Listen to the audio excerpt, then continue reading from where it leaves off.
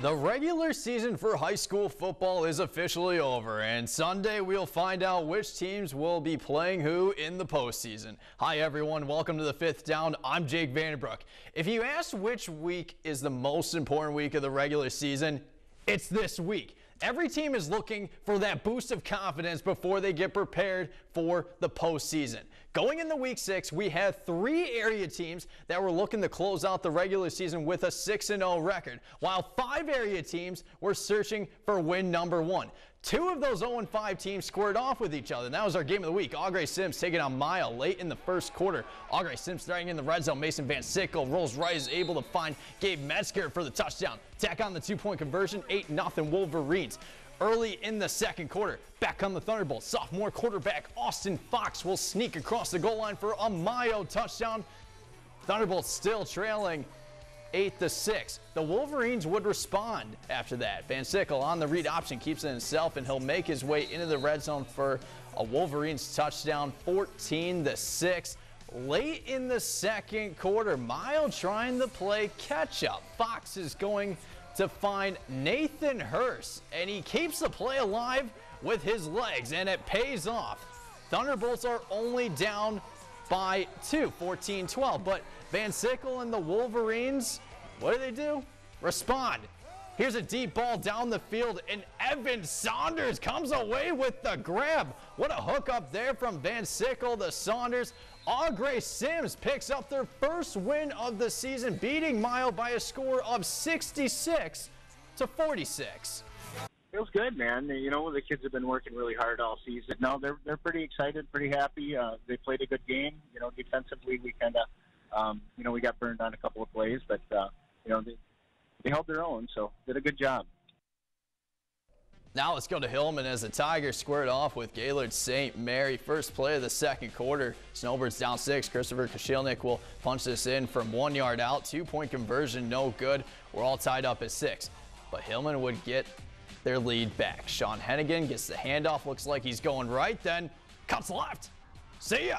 He'll do the rest. 2-point try is good. Tigers are up 14-6.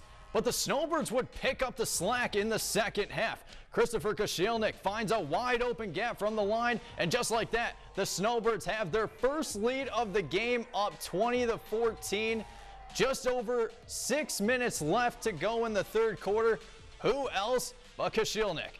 He'll score another touchdown. This time it's from 15 yards out. Gaylord St. Mary cruises past Hillman, winning 44-20.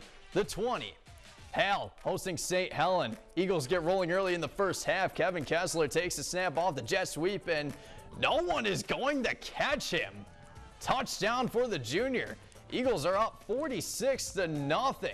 Robert Roseborough had an excellent top play last week on defense with a fumble return for a touchdown, and he may have another top play here. In his first year playing football, he's doing it all. This time on special teams for a 60-yard punt return for 6.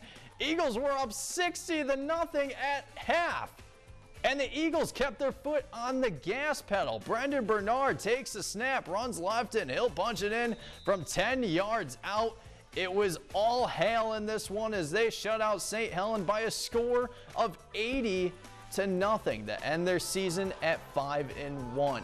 Now there's some scores for you. Starting things out in Onaway, where the Posen Vikings gave the Cardinals all they could handle, as Onaway defeated Posen in double overtime by a score of 22-14 to complete the undefeated regular season. Posen falls to 2-3 on the regular season. The Whittemore Prescott Cardinals wrapped up their first 8-man regular season with a win, beating Kingston 28-22 in overtime to end the season with a 4-2 record heading into the postseason next week.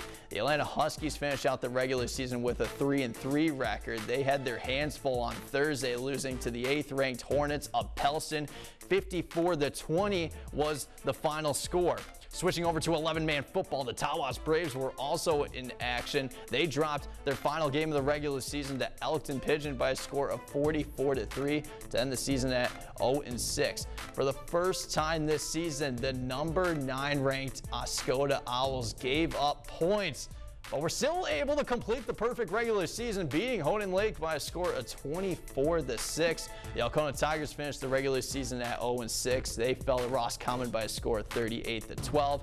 Rogers City dropped their final game of the regular season in a nail-biter, losing to Manton 20-14 with the loss to Hurons Fall to 2-4 on the year. The Alpena Wildcats traveled to St. John's and dropped another close game, falling to the Falcons by a score of 14-6 to end the regular season at 0-6. While Johannesburg-Lewiston completed the perfect season, beating Harbor Springs 60-29 with the win. The Cardinals also captured their 3rd straight Northern Michigan Football Conference Championship. A huge congratulations to Johannesburg-Lewiston.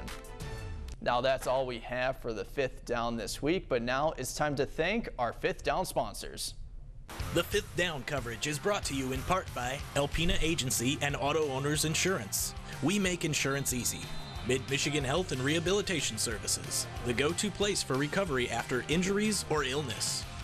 Plowman's Collision. When the unexpected happens, you want Plowman's Collision. And Wolverine State Credit Union. Live life with us.